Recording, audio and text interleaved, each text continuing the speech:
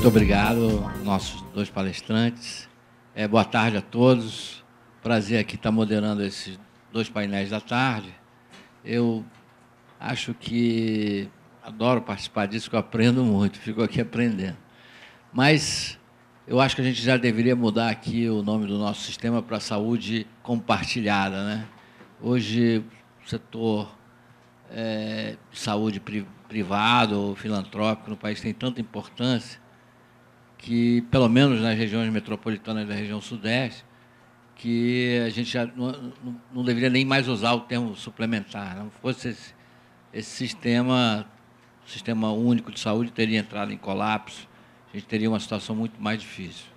À medida que o nosso bônus demográfico vai se esgotando, né, a gente vai sentindo a necessidade que esse sistema seja cada vez mais sustentável, né? Pelo menos todo mundo de cabelo branco hoje sempre olha para frente contando com a sustentabilidade desse sistema. É um sistema que funciona como um casamento, um binômio prestadores de serviços e os administradores de plano e seguro, mas é um casamento em que estão sempre discutindo a relação, né, a DR, né, porque há um certo conflito entre a inflação médica e a receita dos administradores de plano, né? E como resolver isso? Hoje a gente tem aqui uma pequena luz no fim do túnel, porque sem resolver essa questão, o sistema não terá sustentabilidade. Que a gente vê que a inflação médica no Brasil desafia os modelos probabilísticos. Mas, melhor do que eu de falar sobre isso, é o Ari, que está aqui do lado, que tem a experiência do hospital, né? E o Ari até estava uma dúvida, quer dizer, é claro que não é a mesma coisa, mas a gente já tem uma pequena experiência no SUS,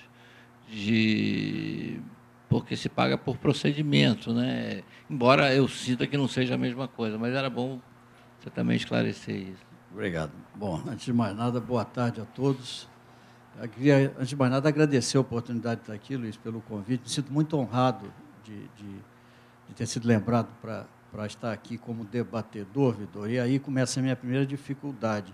Eu acho que você é mais um comentarista do que o debatedor, porque você debate, talvez, quando você tem algum ponto de debate com a apresentação. E aqui eu queria dar os parabéns a vocês pelas apresentações, porque, na verdade, eu não tenho pontos de debates a esta apresentação, talvez pontos de comentários e pontos de desenvolvimento, mas eu tenho uma profunda concordância com o que foi aqui apresentado, com base naquilo que eu tenho aprendido nos últimos tempos sobre esse assunto, que para mim também é novo.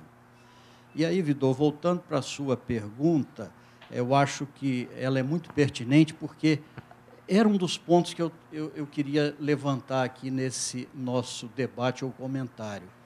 Primeiro, colocar a questão da DRG dentro da perspectiva da evolução do modelo de gestão e remuneração no Brasil.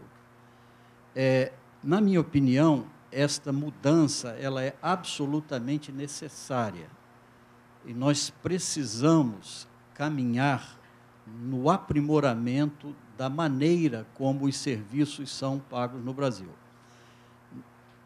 Esse caminho, a meu ver, ele tem uma agenda de curto, médio e longo prazo. No meu entendimento, DRG faz parte da agenda de longo prazo e não da agenda de curto prazo.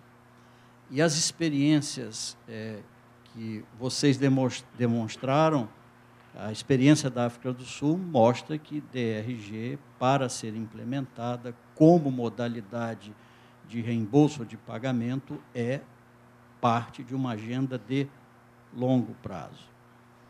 E me parece que um dos graves dilemas que nós estamos vivendo no Brasil nesse momento é a incompatibilidade ou desalinhamento de interesse das agendas entre quem paga, quem recebe, fazendo com que os problemas da agenda de curto prazo estejam dificultando a construção absolutamente necessária da agenda de longo prazo. E aí, voltando e conectando essa fala com a sua pergunta, eu entendo que poderia e deveria, sim, ser trazido para o debate da implementação e da adoção da DRG no Brasil o governo, o SUS. E por que não, por exemplo, utilizar como um modelo ou piloto a implementação ou o aprimoramento das AIHs, que não são DRG, mas que poderiam ser um embrião para isso, com um segmento de prestação de serviço para o SUS que hoje precisa ser recuperado, que são as santas casas. Por que não, por exemplo, ter uma ideia, do Ministério da Saúde, desenvolver um programa.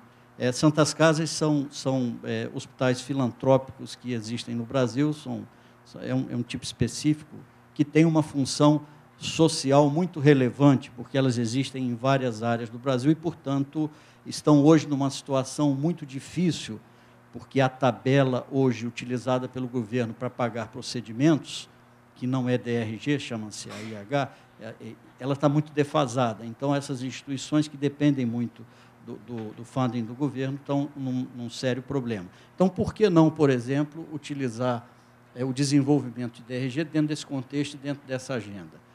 Então, Edu, acho que nós temos duas coisas, né? Primeiro, entender que DRG é uma ferramenta que eu acho muito bem-vinda para o nosso sistema, desde que seja entendida com o grau de complexidade que tem a sua implantação. Se a DRG for adotada como uma solução de curto prazo para reduzir despesas, ela tende a desequilibrar o sistema e fazer mais mal do que bem. Eu espero que eu não tenha me estendido muito e eu prometo que eu vou ser curto nas É ótimo que já temos várias perguntas. Eu queria dar chance para a plateia participar aqui da nossa conversa. Então, já dirigindo aos nossos palestrantes, eles perguntam aqui qual foi a resistência dos hospitais na África do Sul para a adoção do DRG e como essa resistência foi superada, se é que ela houve. So I'll address that. And I'll address that because I was the facilitator between the insurance companies. I was the facilitator between the insurance companies and the hospitals. And one needs to understand that the industry in South Africa suddenly realized they had a common enemy. And the common enemy was extinction. In the pharmaceutical industry, we talk about the patent cliff. And many of you who follow the pharmaceutical industry will know that the big multinationals, their pipeline has dried up, and many of them will be facing bankruptcy unless they develop new patents. So in South Africa, the healthcare industry had found itself at the same situation. It was standing at the end of the cliff, and it had a choice. Carry on for another 2-3 years with the high inflation and become extinct, or alternatively step back, cooperate, stop seeing each other as enemies, and work for a long-term sustainability of the industry. And that was the main reason that we succeeded in South Africa. And there was tremendous amount of compromise. It was not an easy road. It didn't take one day. It wasn't a short-term process. It took a number of years of negotiation. And as Etienne mentioned to you, we started off developing DRGs, and the principle in developing the DRGs is we said that nobody will be compromised financially with the establishment of DRGs, and that is why the base rate was a fee for service. I hope that answers the question.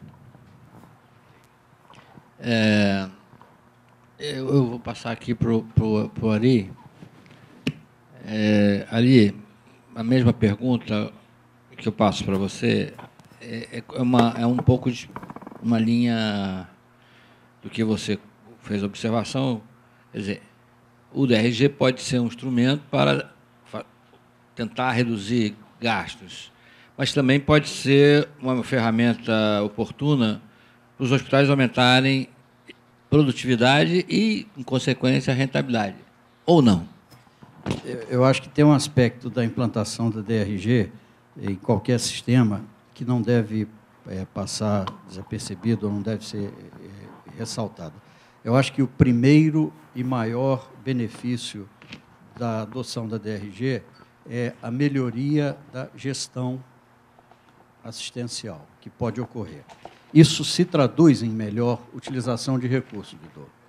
Isso se traduz em uma relação melhor entre inputs e outputs. Então, a DRG, se ela for implantada de forma correta e for, eu diria, de forma correta significa uma relação adequada entre os recursos que são utilizados e aquilo que é pago. Ela pode significar uma melhor eficiência para o sistema, sim. Ela tem, de acordo com a literatura, alguns riscos que devem ser observados no que diz respeito à qualidade, como riscos para barreiras de incorporação tecnológica, como riscos para incentivos para piora de qualidade ao invés de melhora, mas tudo essas são dificuldades ou barreiras que não devem ser vistas como desincentivo à implantação, porque existem coisas muito melhores que devem ser observadas. Te perguntam aqui quem deveria liderar esse movimento para a mudança, mas você até sugere Santas Casas e o governo participando como um projeto piloto, não é isso? Participando, mas não, eu acho que não estou sugerindo que o governo lidere. Eu acho que esse é um movimento que pode ocorrer tanto da iniciativa da saúde suplementar como do governo. Eu sugeri como uma visão de que eu acho que seria interessante. Acho que o governo não deveria estar fora dessa discussão. Sam Etienne, lhe perguntam quem é que faz o controle lá na África do Sul? Quem é que verifica a veracidade da classificação de risco apontado como justificativa para o pagamento? São auditorias presenciais ou parâmetros sistêmicos? Yes, what we implemented in South Africa was the health insurances. They started speaking to the hospitals in terms of sending their patients to certain hospitals for certain treatments. So we implemented DSPs, designated service providers, and the health insurances started saying that, well, we want our patients to go to the most cost-effective, well-run facility for certain types of procedures. The hospitals then started organizing themselves better and understanding that they can improve their occupancy by signing up with the large insurances for certain centers of excellence and treating those patients.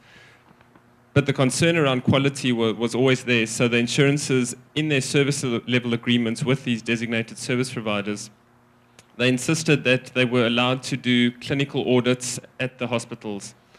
So if they were benchmarking and they saw that there was a hospital which had a lot of outliers, had a lot more comorbidities and complications than the rest of the industry, they were entitled to send a team in and conduct a clinical audit and start seeing exactly what type of treatment was being given to these patients. A lot of protocols were implemented so they knew what the best practice was, and they could then compare to see, is this hospital treating my patient in the most cost-effective manner? And if not, is there a penalty, or do we review who our service provider is? Can I just mention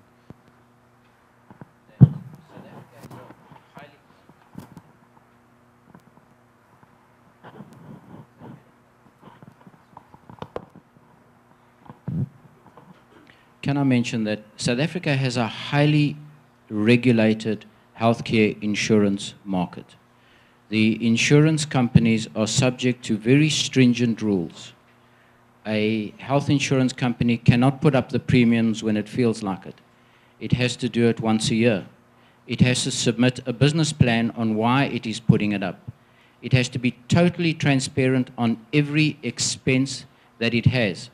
The regulator in South Africa has the right to close down an insurance company within 24 hours if that organization is not following regulations. É uma pergunta que veio em inglês, eu não vou me arriscar a traduzir, então vou fazer em inglês. Para os dois, óbvio. How complications are considered for payment in DRG? First, complication related to disease course. Second, complication not related to disease course, as related to falls, sentinel events, medication errors, etc. A very relevant question. Obviously, in a fee-for-service, the mistakes of the hospital, the mistakes of the doctor, the mistakes of the nurse, are all carried by the insurance company or carried by the patient. In a DRG system, or per diem, or fixed fee, but particular DRG, the risk has been transferred partially to a hospital. So there are a number of complications that occur. So we're not going to discuss a comorbidity, because a comorbidity is declared upfront when a patient is admitted into the hospital. The hospital is required to document the primary diagnosis and any secondary or comorbidities. So there's total transparency on what disease the patient is coming into the hospital with. The question is that if a patient develops a disease in the hospital. So there are two situations. There's a physiological condition where, because of the patient's condition, a complication arises in the hospital. So to simplify it for you, you have a person coming into the hospital who is particularly overweight, which is a physiological thing. It's no fault of the doctor, no fault of the hospital, and maybe no fault of the patient. But the complications arises at surgery because this patient is slightly overweight. Who carries the risk in that situation? So in a DRG, there is a provision that in a physiological situation, the insurer will cover the risk. Let's take another situation.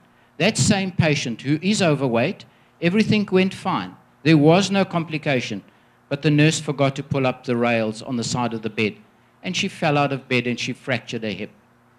That is a negligence on the part of the hospital and would be carried by the hospital. And that's how DRGs functions. And that's the importance, is that there needs to be some risk sharing in healthcare. Otherwise, one of the parties is prejudiced. So if the insurance company continues to carry the risk, the insurance company is prejudiced, we're going to see an actuarial death spiral if that continues. Muito obrigado. Bom, infelizmente estamos tendo que encerrar, estou recebendo algumas perguntas, vocês deviam ter mandado um pouquinho antes. Para encerrar o nosso painel, ali, a pergunta é se você acha que se os hospitais estão dispostos a mudar para esse tipo de remuneração. A pergunta é se estão dispostos. Eu acho que a resposta não tem a ver com... Eu vejo o seguinte, vamos colocar da seguinte forma, nós precisamos ter uma mudança no sistema. A questão da disposição, ela está ligada a vencer as barreiras que existem para a mudança.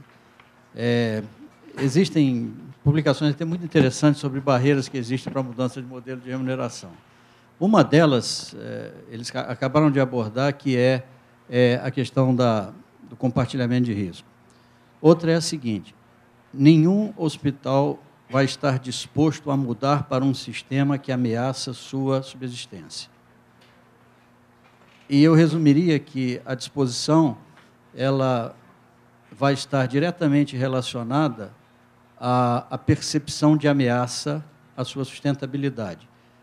Mas a palavra não é se está disposto ou se não está disposto. A palavra é que todos nós temos que ter consciência de que há uma necessidade de mudança do modelo de remuneração, mas o modelo de remuneração é ferramenta. O que precisa realmente mudar é o modelo assistencial. E não existe evolução de modelo de remuneração desconectado da evolução do modelo assistencial. Portanto, eu sugiro que um novo tema para um evento do IES seja a discussão do modelo assistencial e, aí sim, as suas conexões com as mudanças necessárias no modelo de remuneração. Ari, muito obrigado. Olha, eu vou roubar um minutinho do coffee break de vocês, porque chegou uma pergunta que eu acho esclarecedora para o nosso palestrante. Tão breve quanto seja possível a resposta. Qual é o custo dos impostos para os hospitais na África do Sul? Qual o peso dos impostos nos hospitais na África do Sul? Que aqui é bem alto. So, in South Africa, we have two types of taxes. We have value-added tax, which is 14% on all services and goods for the private sector, and nobody is exempt on that. There's certain food stuff that is exempt. And there is corporate tax. Corporate tax is at 40%. Insurance companies cannot claim back on VAT, unfortunately. So in South Africa, the health insurances, there is a dual tax environment in the sense that a pure health insurance is classified as a non-profit organization, and the funds and the management is owned by the members of the health insurance. So strictly speaking, they are tax exempt. However, that health insurance has an administrator which administers the running and the daily governance of the health insurance, and they are for profit and they pay the taxes. So it's been difficult trying to draw the fine line between your pure insurance, which is really just the fund which is managed by the members and the trustees are elected by the members, and the administration company, which is a very big for-profit entity, which is really manipulating this big pool of cash and trying to get the members to buy into what the administrator is doing. And the tax base there, as Sam mentioned, is 40% for the health administrators. Bom, Sam, Etienne, Ari, muito obrigado. Eu passo a palavra ao nosso mestre de cerimônia.